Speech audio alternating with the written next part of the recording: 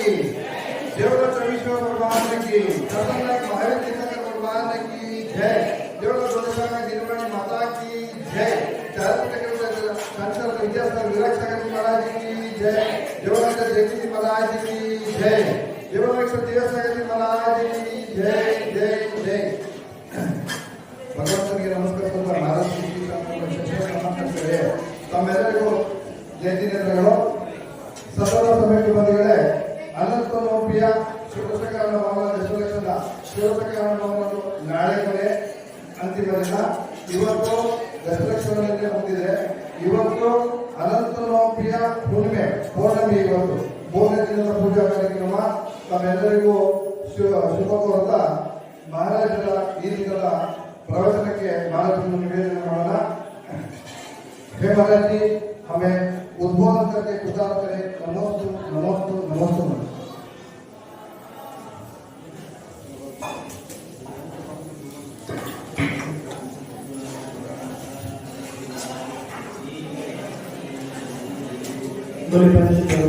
भगवान की भगवान की पार्श्वनाथ भगवान की शक्तिनाथ भगवान की अनंतनाथ भगवान की सत्यनाथ महावीर भगवान की ओम कृष्ण बाहुबली भगवान की शंकर भगवान की अशोक देव की अशोक श्री गोवर्धन जी महाराज की मंगल श्री जयदेव महाराज की समस्त आचार्यों की तीनों लोक महाराजों की महाराज की जय जय जय।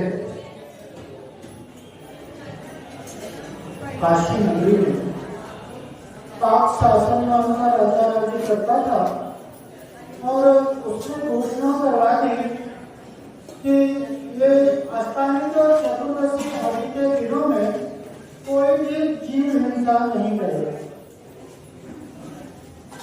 और हुआ ऐसा कि उस राज्य के जो सेठ थे उनका पुत्र था, वो पुत्र इकलौता था, उसका नाम था धर्म। और वो नाम से तो धर्म था, लेकिन चर्या से जीवन में अधर्म के अलावा उसके जीवन में और कुछ नहीं था। सब तो व्यसनी बिगड़ा हुआ। और हुआ क्या कि राजा का एक मेढ़ा था, मेढ़ा भेड़, और वो मांझी का लौरू भी था। और उस मांझी के भक्षण की इच्छा से उसने क्या किया कि उस मेढ़े को मार करके और खा लिया। और उसका कच्चा बाकी जो बचा उसे वहां गड्ढे में दबा करके और चला। राजा के लिए वो मेढ़ा बड़ा प्रिय था। और राजा ने जब दूसरे दिन उस मेढ़े को नहीं पाया तो उसका बारे में पता लगाया अपने गुप्तचरों से, तो मालूम पड़ा कि सेठ का बेटा धर्म ने इसे मार दिया।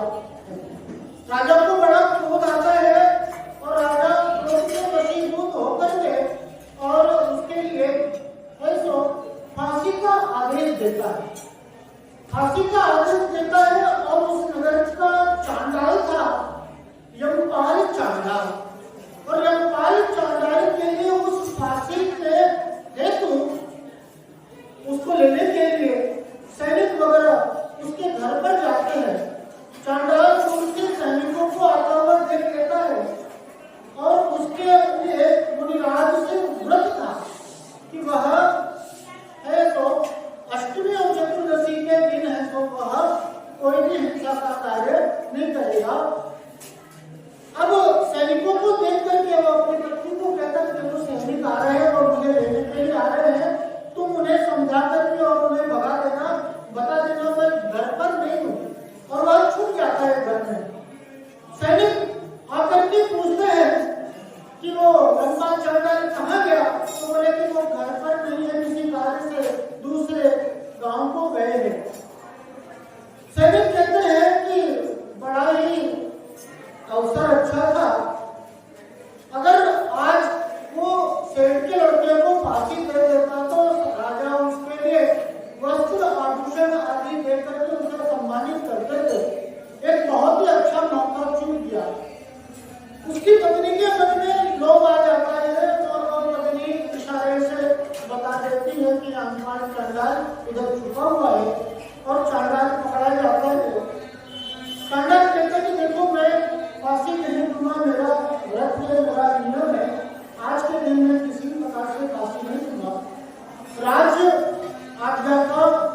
उल्लंघन हो जाता है। राजा को इस बात को मालूम पड़ता है तो राजा को पहले तो क्रोध था ही शेर के बच्चे पर और उसे अम्पा चांडाल में भी बहुत लोग आते हैं। राजा कह देता है दोनों को है तो जो नदी है मगरमच्छ आदि से भरा हुआ नदी है उसमें दोनों को डलवा दिया। सैनिक राजा की आज्ञा का पालन करते हुए और दोनों को डाल देते हैं। रामपाल चांडाल अपने व्रत से बीतता नहीं है। होता क्या है कि श्रेष्ठ पुत्र धर्म को तो वो मगरमच्छ आदि खा जाते हैं, लेकिन व्रत की महिमा से उसके संयम की दृढ़ता से देव आकर के और रामपाल चांडाल को एक सिंहासन पे बिठा करके और उसकी बहुत पूजा करते हैं, उसकी आराधना करते हैं, उसका अभिषेक करते हैं। यह देख करके राजा भी प्रभावित होता है और राजा भी क्या करता है उस चांडाल की पूजा करता है, अर्चना करता है। इस प्रकार से व्रत संयम का प्रभाव हमने देखा। आप सभी 3 दिनों से ये अनंत व्रत अनुष्ठान का आयोजन कर रहे हैं, पालन कर रहे हैं और यह प्रसंग आपकी बहुत सराहना करता है कि धन्य है यह मनुष्य जन्म कि जिसने व्रतों के माध्यम से, संयम के माध्यम से, आराधना के माध्यम से ये मनुष्य जन्म की सार्थकता को प्राप्त किया। जिस प्रकार से वह चांडाल जो कि एक नीच जाति का व्यक्ति था, लेकिन वह नीच जाति का व्यक्ति नीच चांडाल व्रत के प्रभाव से कहाँ गया देव गति को प्राप्त। आचार्य श्री पूज्यपाद स्वामी कहते हैं वरम पतई पदम देवम नाम पतई नाम छाया प्रगस्त्यो देव प्रतिपालयतो नाम। इस प्रकार से एक व्यक्ति छाया में बैठा हुआ है और एक व्यक्ति धूप में बैठा हुआ है, दोनों में अंतर नहीं। बात तो पंचम काल की है कि पंचम काल में व्रत आदि की, संयम आदि की कोई सार्थकता, कोई प्रतिफल नजर नहीं आता, लेकिन आचार्य यहाँ पर उदाहरण देते हुए बताते हैं कि भले ही इस पंचम काल में मोक्ष नहीं है, लेकिन जिस प्रकार से एक छाया में बैठ करके व्यक्ति इंतजार कर रहा है और एक व्यक्ति धूप में बैठ करके इंतजार कर रहा है, दोनों में श्रेष्ठ कौन है? जो व्यक्ति छाया में बैठा हुआ है। उसी प्रकार से व्रतों के पालन के फलस्वरूप देव गति को प्राप्त होना श्रेष्ठ है, न कि नरक गति में या फिर दूसरे दुखों से। व्रतों का प्रतिफल नियम से देव बना होता है। आपके व्रतों के प्रति दृढ़ता, व्रतों के प्रति जो आपका समर्पण है, जो आपके पवित्र भाव है, आपने व्रत किया, आपने आराधना की। इस व्रत और आराधना का उद्देश्य क्या है? क्या लक्ष्य करके, क्या कामना करके, क्या आशा करके आपने व्रत किया? इस बात पर विचार करना आवश्यक है। साधारणतः व्यक्ति यह विचार करता है व्रत करने से, भगवान की आराधना करने से पुण्य की प्राप्ति होती है। पुण्य लाभ के लिए पुण्य से सब कुछ मिलता है, पुण्य से संसारिक स्थिति की साधनों की प्राप्ति होती है। तो सबसे पहला उद्देश्य क्या करता है व्यक्ति कि पुण्य प्राप्ति हेतु व्रत आदि, आराधना आदि का अनुष्ठान करता है। दूसरा उद्देश्य होता है कि हमारे जीवन में दुख है, तकलीफ है, कष्ट है और दुख तकलीफ कष्ट का कारण है पाप। तो व्रत संयम के माध्यम से, आराधना के माध्यम से, भगवान की भक्ति के माध्यम से इन पापों का प्रक्षालन होता है, जीवन से पाप दूर होते हैं। तो दूसरा उद्देश्य क्या हुआ?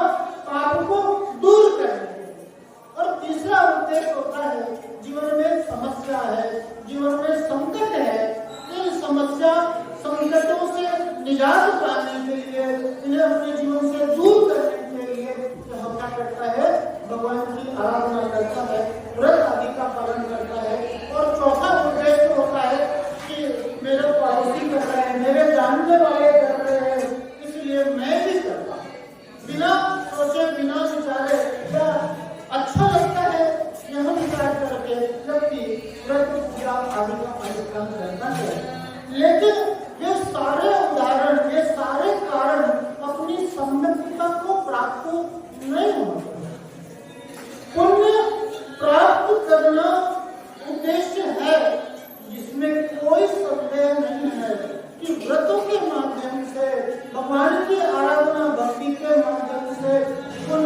प्राप्ति नहीं होती, जीवन से पापों का प्रक्षालन नहीं होता है, जीवन से समस्याएं दूर नहीं होती।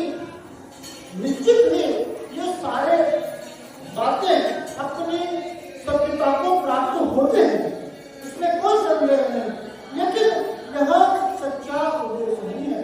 हमारी आराधना, हमारा व्रत, हमारा नियम संयम हमारे जीवन में पवित्रता को लेकर किया, अपनी आत्मा को पवित्र बनाने के लिए, अपने मन को निर्मल बनाने के लिए दक्षिण लेकर के हम इस व्रत आदि का अनुष्ठान करेंगे, तभी होता है सफलता को, सार्थकता को प्राप्त होंगे। ये व्रत हमारे अंदर पवित्रता को लेकर के आते हैं।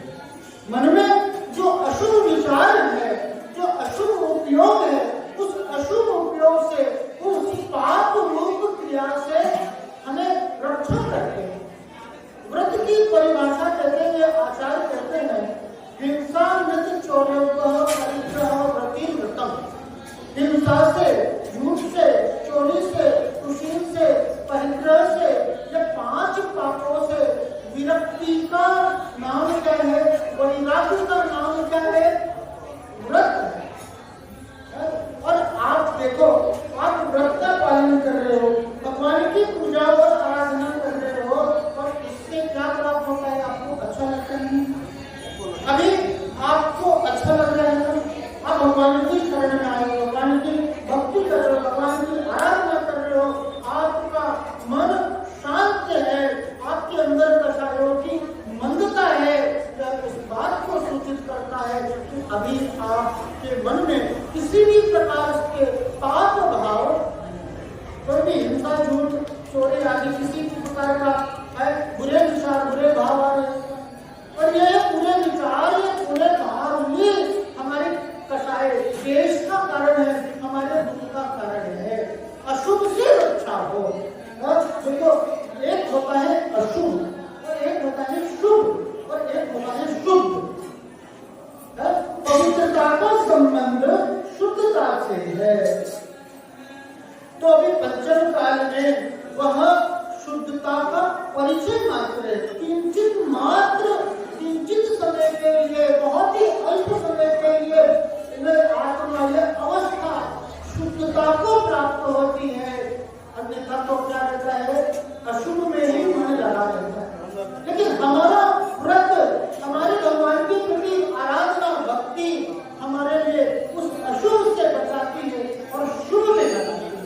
जैसे ही हम भगवान की भक्ति में लगते हैं, भगवान की आराधना में लगते हैं, हमारा अंतस पवित्र होता है। अंतस कैसा होता है, अंतर में प्रवृत्ति शुभ रूप होती है, और उस शुभ की तारतम्यता के परिणाम स्वरूप हमारे लिए क्या होता है, शुद्धता की प्राप्ति होती है। तो उस शुद्धता को लक्ष्य में लेकर के और क्या करना कि निरंतर प्रवृत्ति शुभ रूप हो।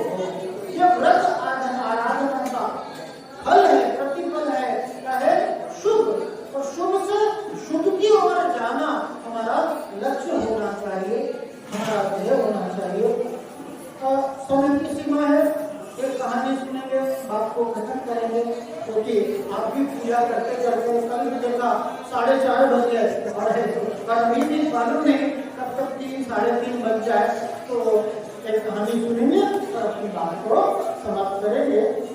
एक बार क्या हुआ कि भगवान ने यह घोषणा कर दी कि जिसको जो कुछ भी चाहिए वह प्राप्त कर सकता है। भगवान ने घोषणा कर दी कि जो कुछ भी जिसको चाहिए वो आए और मेरे पास से आकर के प्राप्त कर ले।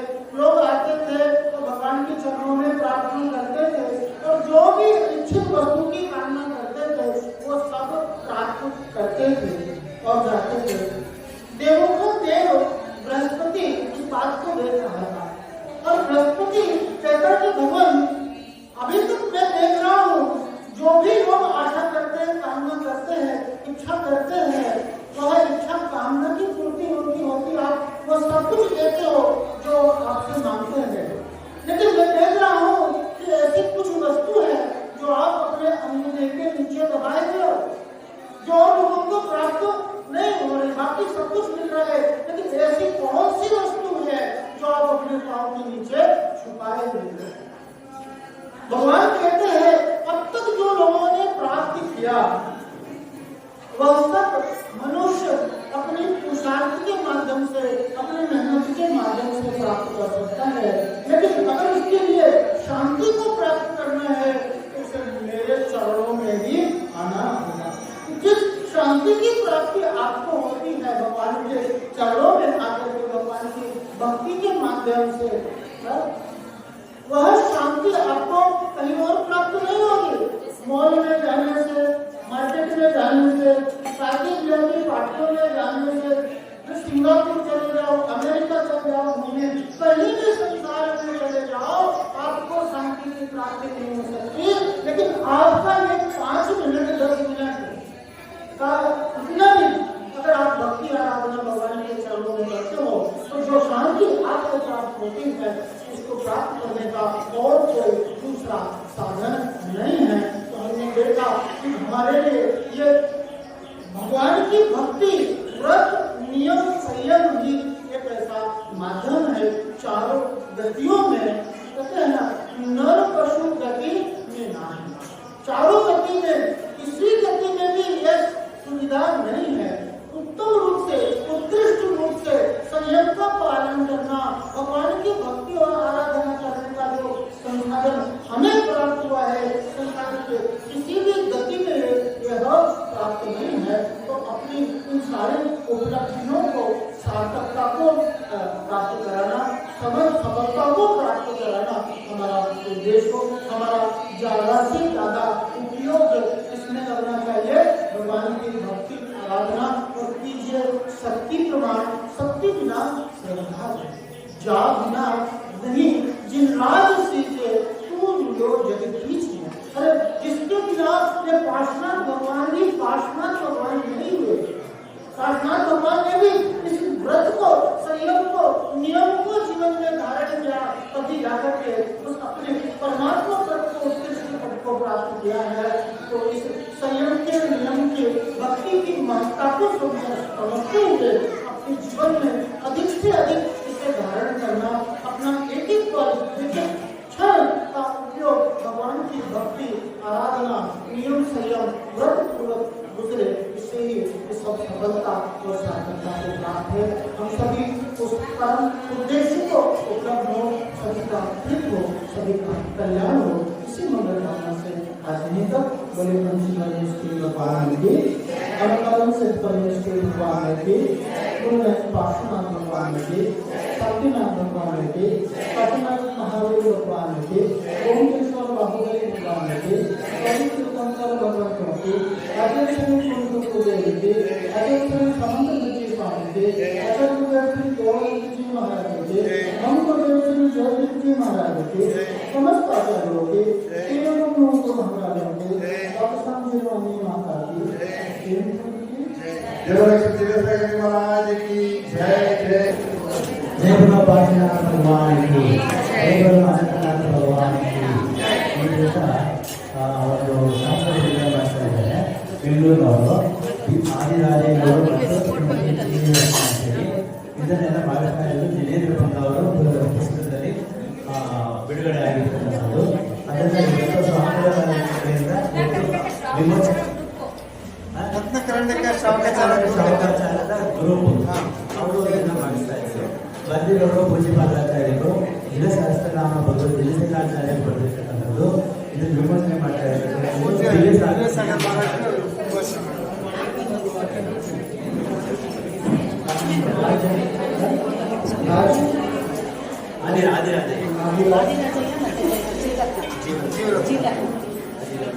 ಆದಿರಾಜಯ್ಯ ಅವರು ಮತ್ತೆ आदिराज जी और जीवरत्न जी बैंगलोर वाले और रत्नोत्तम शास्त्राचार्य ग्रुप जो कि हमारे जिनेंद्र बंगा जी द्वारा संचालित किया जा रहा है, उनके माध्यम से इस पुस्तक का प्रकाशन किया गया है।